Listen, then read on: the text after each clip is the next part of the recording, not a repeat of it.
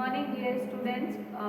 पिछली वीडियो में अपन ने कवर किया था प्रोडक्शन इंजीनियरिंग में कि क्रूड की इमल्शन को कैसे ट्रीट करते हैं, उसके कौन कौन से फैक्टर्स हैं जो उसको अफेक्ट करते हैं और कौन कौन से टाइप के इक्विपमेंट अपन ऑयल इमल्शन को ट्रीट करने के लिए यूज़ करते हैं। ठीक है, नेक्स्ट अपना टॉपिक है कि क्रूड ऑयल का डीसॉल्टिंग प्रोसेस कैसे होता है और डीसॉल्टिंग अपन क्यों करते हैं और डीसॉल्टिंग करना क्यों रिक्वायर्ड है। ठीक है, तो उसके बारे में बात करते हैं कि क्रूड ऑयल डीसॉल्टिंग प्रोसेस कैसे होगा। ठीक है, तो क्रूड ऑयल डीसॉल्टिंग क्या होता है बेसिकली कि removing water soluble salts from an oil stream is called oil desalting. ठीक है, तो ऑयल के अंदर जो वाटर प्रेजेंट है सेपरेटर से रिमूव करने के बाद और ऑयल इवन इमल्शन ट्रीटमेंट के बाद भी उसके अंदर जो ऑयल के साथ कुछ वाटर प्रोड्यूस हुआ है उसके अंदर कुछ सॉल्युबल सॉल्ट्स प्रेजेंट है। ठीक है, तो उनको अगर अपन उस सॉल्युबल वाटर मतलब जो वाटर है उसके अंदर जिसके अंदर सॉल्ट वगैरह ऑलरेडी सॉल्युबल है या उसके अंदर घुले हुए हैं, ठीक है, तो उस वाटर को रिमूव करने को अपन बोलते हैं डीसॉल्टिंग प्रोसेस। ठीक है, अब ये सॉल्ट्स कौन कौन से हो सकते हैं आपके, या तो ये जनरली क्या डिजॉल्व सॉल्ट्स में जनरली NaCl हो सकता है या मैग्नीशियम या कैल्शियम कंटेंट भी हो सकता है। ठीक है, तो उसके बाद अपन बोलते हैं कि majority of produce salt water is remove by separation से जो सेपरेटर में था उसके वहाँ पे जो वाटर अपन ने रिमूव किया तो उसके साथ मैक्सिमम अमाउंट ऑफ जो भी सॉल्ट कंटेंट था, क्योंकि वाटर रिमूव हुआ है और वाटर के अंदर ही डिजॉल्व अमाउंट में अपने पास सॉल्ट प्रेजेंट है, तो जो प्रोड्यूस वाटर सेपरेटर पे अपन ने सेपरेट किया है या फिर जैसे इमल्शन ट्रीट किया है तो वहाँ पे भी अपन वाटर को रिमूव करते हैं, तो उसके सेपरेशन एंड ट्रीटमेंट के through upon maximum amount of जो सॉल्ट वगैरह है डिजॉल्व सॉल्ट है उनको अपन रिमूव कर देते हैं। ठीक है, उसके बाद भी बहुत सी बार क्या होता है कि जो क्रूड ऑयल है रिफाइनरी को अपन जो भेजते हैं उसके अंदर स्मॉल क्वांटिटी में अभी भी कुछ अमाउंट ऑफ सॉल्ट प्रेजेंट है। ठीक है,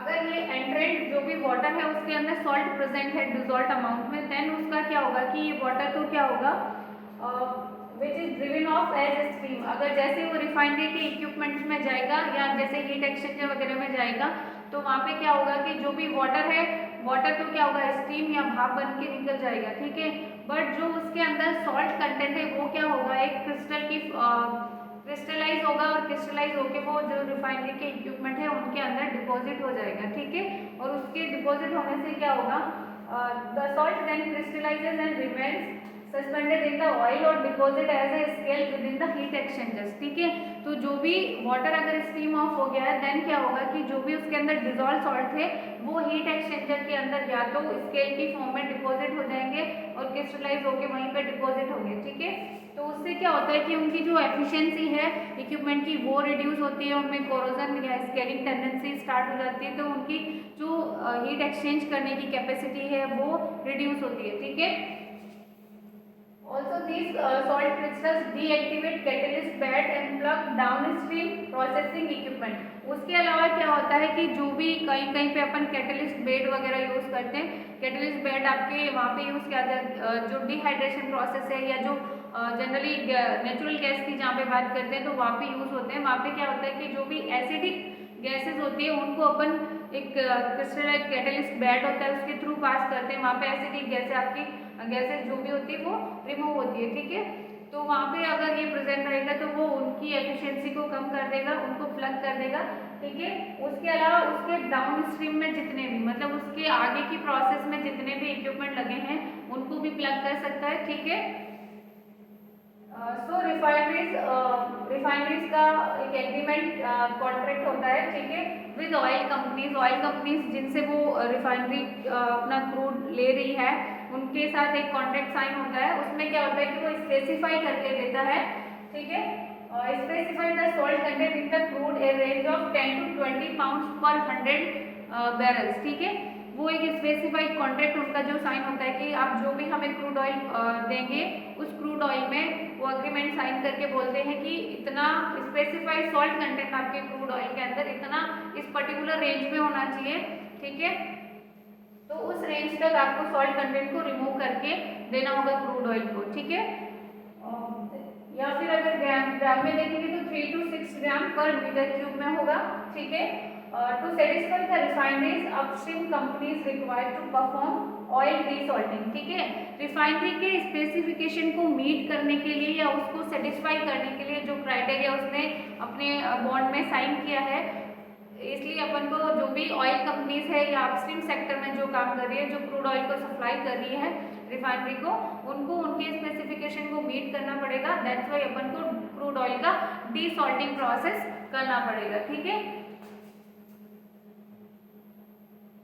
अब डीसॉल्टिंग जो प्रोसेस होता है जनरली अपन जो अपना इलेक्ट्रोस्टैटिक हीटर ट्रीटेड था उसको यूज कर सकते हैं जनरल, अगर डीसॉल्टिंग प्रोसेस अपन को यूज करना है, ठीक है। क्योंकि जनरली क्या होता है, डीसॉल्टिंग एंड डिहाइड्रेशन, ये दो पार्ट होती है, दो चीजें होती है जो अपन पैरेलली करते हैं। अपन ये कर सकते हैं कि पहले डिहाइड्रेशन प्रोसेस कर ले, देन जनरली ये होता है कि डिहाइड्रेशन प्रोसेस मतलब वाटर वेपर और वाटर को पहले रिमूव करते हैं, क्योंकि अपन को पता है कि जितने भी डिजोल्व सॉल्ट्स हैं वो वाटर के अंदर प्रेजेंट है। अगर वाटर को अपन ने रिमूव किया देन अल्टीमेटली अपना जो सॉल्ट कंटेंट था उसके अंदर डिजोल्व वो भी रिमूव हो गया, ठीक है। तो डिहाइड्रेशन प्रोसेस पहले होता है, देन डीसॉल्टिंग प्रोसेस होता है, ठीक है। अगर डिहाइड्रेशन प्रोसेस के बाद भी उसमें जो स्पेसिफिक रेंज है उसके अंडर वो सॉल्ट कंटेंट नहीं आ रहा है, उससे ज़्यादा है, देन अपन उसको फर्दर प्रोसेस करते हैं, ठीक है। The salt content is directly related to the amount of residual water, ठीक है। ये salt content है वो डायरेक्टली किससे रिलेट करेगा कि जितना रेजिडुअल अमाउंट में वाटर प्रेजेंट है, ऑब्वियसली क्योंकि जितने भी सॉल्ट प्रेजेंट है वो किसमें है, डिजॉल्व फॉर्म में वाटर के अंदर प्रेजेंट है, ठीक है। तो डायरेक्टली उससे अपन रिलेट करेंगे कि जितना amount of residual water content ज़्यादा होगा उतना अमाउंट में अपना सॉल्ट कंटेंट भी ज़्यादा होगा, ठीक है। Any device that removes water from oil can also be used as the desalter, ठीक है। कोई भी ऐसी डिवाइस जो ऑयल में से वाटर को रिमूव करे उसको अपन एज ए डीसॉल्टिंग प्रोसेस के लिए इक्विपमेंट के एज ए डीसॉल्टिंग इक्विपमेंट भी यूज कर सकते हैं, ठीक है। तो जैसे अपन ने इमल्शन ट्रीटमेंट में देखा कि वो क्या कर रहा था, इमल्शन को ट्रीट कर रहा था, मतलब जो वाटर एंड ऑयल का इमल्शन क्रिएट हुआ था उसमें से वाटर ड्रॉपलेट्स को सेपरेट करके वाटर को रिमूव कर रहे थे बेसिकली, ठीक है। तो जो भी ऐसे कोई भी इक्विपमेंट जो जैसे सेपरेटर है वो भी उसमें अपन वाटर रिमूव करते हैं, फिर उसके बाद जो हीटर ट्रीटर है अपना उसमें भी वाटर रिमूव करते हैं, ठीक है। तो जितने भी इक्विपमेंट हैं, जो कोई भी इक्विपमेंट या डिवाइस जो वाटर को रिमूव करेगी उसको अपन एज ए डीसॉल्टर भी यूज कर सकते हैं, ठीक है।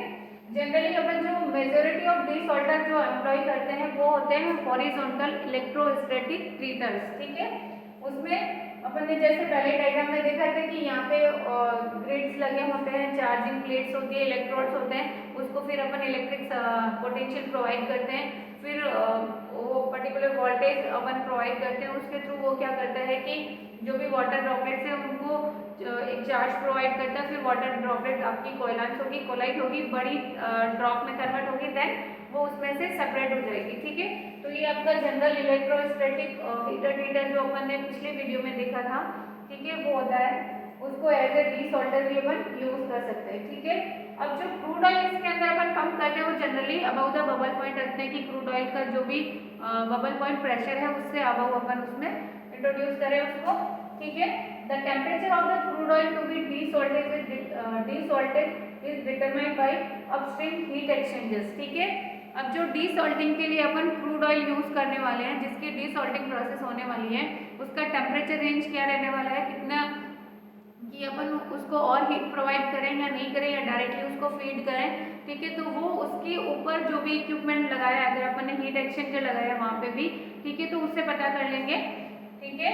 अगर उसके अकॉर्डिंग अपन देखेंगे कि उसमें जो अपना डीसॉल्टर है उसके अंदर अपन को हीटिंग सेक्शन ऐड करना है या फिर डीगैसिंग का सेक्शन ऐड करना है या नहीं है, ठीक है। तो उसके अकॉर्डिंग उसका डिजाइनिंग करते हैं अपन कि उसको और हीट का रिक्वायरमेंट है या उसके टेम्परेचर को और इंक्रीज करने की रिक्वायरमेंट है या नहीं, ठीक है।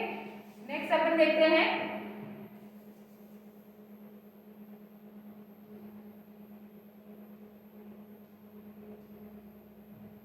डीसॉल्टिंग प्रोसेस, ठीक है। डीसॉल्टिंग प्रोसेस होता कैसे है, ठीक है।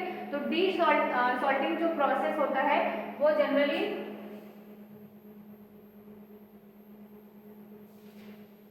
डीसॉल्टिंग प्रोसेस में अपन क्या कर रहे हैं कि सॉल्ट को रिमूव कर रहे हैं, ठीक है। तो डीसॉल्टिंग प्रोसेस होता है वो जनरली दो स्टेप्स में होता है। फर्स्ट स्टेप ये होता है कि अपन जो भी अपना क्रूड ऑयल या ऑयल स्ट्रीम आ रही है उसको डाइल्यूट करते हैं सिंपल फ्रेश वाटर के साथ, ठीक है, उसका डाइल्यूशन करते हैं ताकि उसके अंदर का जो सॉल्ट कंटेंट है वो कम हो जाए, ठीक है। नेक्स्ट अपन करते हैं उसका first step to mix fresh water with the entering produce water with which dilutes the produce water, ठीक है। तो जो भी जिसके अंदर जो वाटर अपना प्रोड्यूस हुआ है उसके अंदर डिजोल्व सॉल्ट्स है, उसको क्या करते हैं अपन फ्रेश वाटर के साथ मिक्सिंग करते हैं। मिक्सिंग इक्विपमेंट यूज होते हैं अलग अलग, ठीक है, थ्रॉटलिंग वॉल्व वगैरह भी यूज होते हैं जो मिक्सिंग प्रोवाइड करते हैं और वो उसको डाइल्यूट करते हैं। फर्स्ट स्टेप आपका ये होगा, ठीक है। नेक्स्ट स्टेप आपका है डिहाइड्रेशन। उसके बाद अपन क्या करते हैं कि जो भी वाटर है उसको अपन रिमूव करते हैं, ठीक है। डिहाइड्रेशन मतलब removal of the water from the crude oil, ठीक है। Next this dilution and dehydration produce a lower salinity in the residual water in the crude oil, ठीक है। अब ये जो डाइल्यूशन एंड डिहाइड्रेशन प्रोसेस होगा वो क्या करेगा, क्रूड ऑयल के अंदर जो भी अपना प्रोड्यूस वाटर है या रेजिडुअल वाटर है उसके अंदर जो सैलिनिटी है, जो सॉल्ट कंटेंट है उसको रिड्यूस करेगा, डाइल्यूट हो जाएगा, क्योंकि अगर वाटर का कम अमाउंट है और उसके अंदर ज़्यादा सॉल्ट प्रेजेंट है देन उसकी सैलिनिटी ज़्यादा होगी। पर अगर मैंने उसके अंदर और फ्रेश वाटर ऐड कर दिया है देन क्या होगा, वो डाइल्यूट हो जाएगा और उसके अंदर वाटर कंटेंट इंक्रीज हो जाएगा, तो सॉल्ट कंटेंट या उसकी सैलिनिटी अपने आप ही रिड्यूस हो जाएगी, ठीक है। नेक्स्ट अपन क्या करते हैं, तो वाटर फॉर डाइल्यूशन, जो वाटर यूज करते हैं अपन डाइल्यूशन के लिए वो प्रोड्यूस वाटर के अलावा कोई भी वाटर हो सकता है, वो फ्रेश वाटर भी हो सकता है और दूसरा वाटर भी हो सकता है, ठीक है। अब ये जो क्रूड ऑयल डीसॉल्टिंग प्रोसेस है ये दो टाइप की होती है, एक होता है आपका सिंगल स्टेज डीसॉल्टिंग प्रोसेस, एक होता है आपका टू स्टेज डीसॉल्टिंग प्रोसेस। उसके अलावा आपका तीसरे टाइप का होता है वो होता है इलेक्ट्रोस्टैटिक डीसॉल्टर, ठीक है। तो फर्स्ट अपना देखते हैं फर्स्ट सिंगल स्टेज डीसॉल्टिंग प्रोसेस। अब सिंगल स्टेज डीसॉल्टिंग प्रोसेस में क्या हो रहा है कि ये आपका सिंगल स्टेज डायग्राम है। इस डायग्राम में अपन क्या करेंगे, सिंपली यहाँ से अपना ऑयल जो भी है जिसकी डीसॉल्टिंग करनी है वो आपका ऑयल यहाँ से एंटर करेगा, ठीक है। ये ऑयल स्ट्रीम यहाँ से एंटर करेगी, आपका जो भी क्रूड ऑयल है जिसका अपन को डीसॉल्टिंग प्रोसेस करना है वो क्या होगा, और फिर ये जो ऑयल आ रहा है ऑयल फीड में उसमें अपन क्या करेंगे, डाइल्यूशन वाटर डालेंगे, मतलब फ्रेश वाटर डालेंगे, ठीक है। और ये दोनों क्या होंगे, आगे जाके यहाँ पे एक मिक्सर लगा है, ठीक है। ये मिक्सर का काम क्या होगा कि इन दोनों को मिक्सिंग करने का काम करेगा, थ्रॉटलिंग प्रोवाइड करेगा, ठीक है। देन उसके बाद ये जो मिक्सिंग हुई है उसके बाद ये जाएगा डीसॉल्टर में।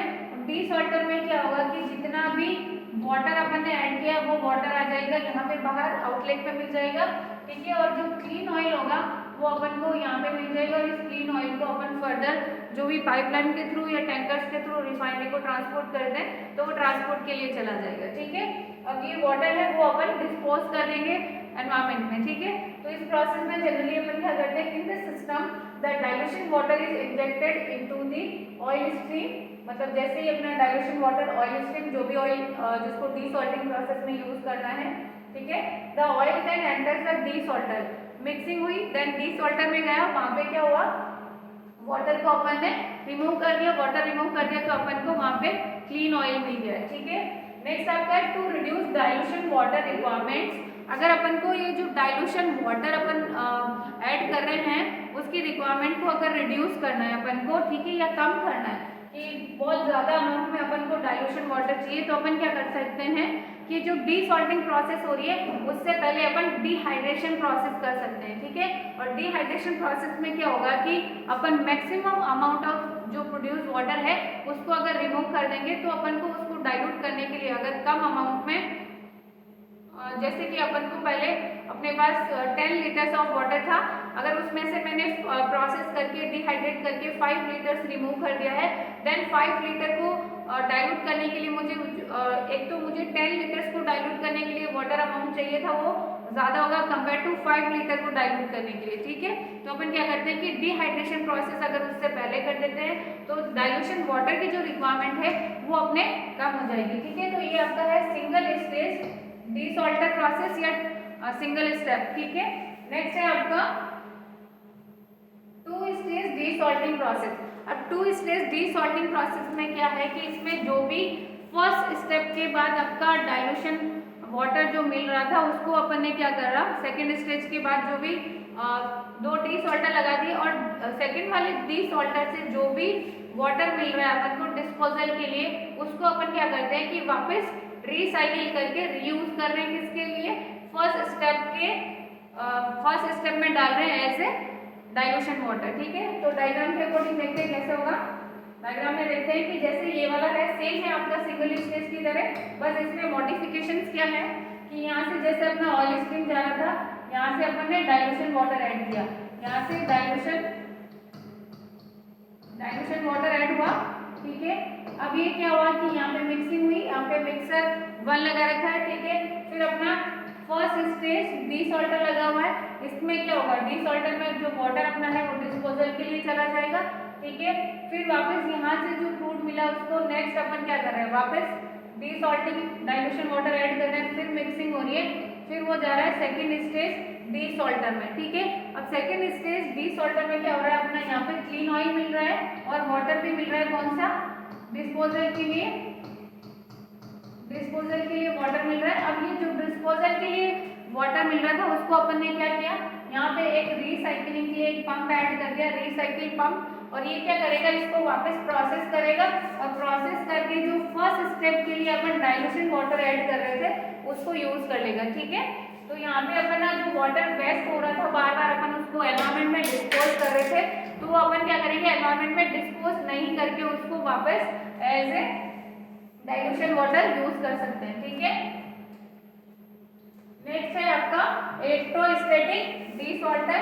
इलेक्ट्रोस्टैटिक डीसॉल्टर में क्या होता है कि जनरली जो अपनी प्रोसेस है, if the separated oil contains unacceptable amount of salt, अगर जो भी सेपरेटेड अपना ऑयल है उसके अंदर ऐसे कुछ सॉल्ट प्रेजेंट है जो कि अनएक्सेप्टेबल अमाउंट में प्रेजेंट है, लाइक कि जिसको अपन रिफाइनरी आगे एक्सेप्ट नहीं कर रही, और जो अपने first step and second to stage जो डीसॉल्टर प्रोसेस किया है उसके बाद भी कुछ डिजॉल्व सॉल्ट्स ऐसे हैं जो उसके अंदर प्रेजेंट है। ठीक है, तो उनको रिमूव करने के लिए अपन इलेक्ट्रोस्टैटिक डीसॉल्टर भी यूज कर सकते हैं। ठीक है, ये क्या करेगा, it can dissolve unacceptable amount of dissolved salts, it can be removed in an electrostatic desalter. The salt which may be sodium, magnesium or calcium chloride comes from the reservoir with the produced water. ठीक है, generally ये क्या होता है कि जो भी salt content है, जो भी अपना रिजर्वर है जहाँ से क्रूड ऑयल प्रोड्यूस हो रहा है उसके साथ जो वाटर प्रोड्यूस हो रहा है उसके साथ आ रहा है। ठीक है, अपन ने सेपरेटर में वाटर को जितना अमाउंट में रिमूव कर सकते थे कर चुके हैं। ठीक है, फिर अपन ने जो डीसॉल्टर प्रोसेस करना था, डिहाइड्रेशन प्रोसेस करना था, उसके बाद भी कुछ ऐसे सॉल्ट में प्रेजेंट है जो रिफाइनरी आगे एक्सेप्ट नहीं कर रही है क्रूड ऑयल, तो अपन क्या करते हैं कि उसको वापस इलेक्ट्रोस्टैटिक डीसॉल्टर प्रोसेस में डालते हैं और वहाँ पे उस जो भी सॉल्ट प्रेजेंट है उनको एक पर्टिकुलर अमाउंट में रिड्यूस करते हैं। ठीक है, उसके बाद ही आप रिफाइनरी को क्रूड को सेंड कर सकते हो। ठीक है, तो ये थे आपका क्रूड ऑयल डीसॉल्टिंग प्रोसेस और टाइप्स ऑफ डीसॉल्टर्स। ठीक है, थैंक यू। नेक्स्ट लेक्चर में अपन देखेंगे crude stabilisation, flash and multi stage separation या कैलकुलेशन। ठीक है।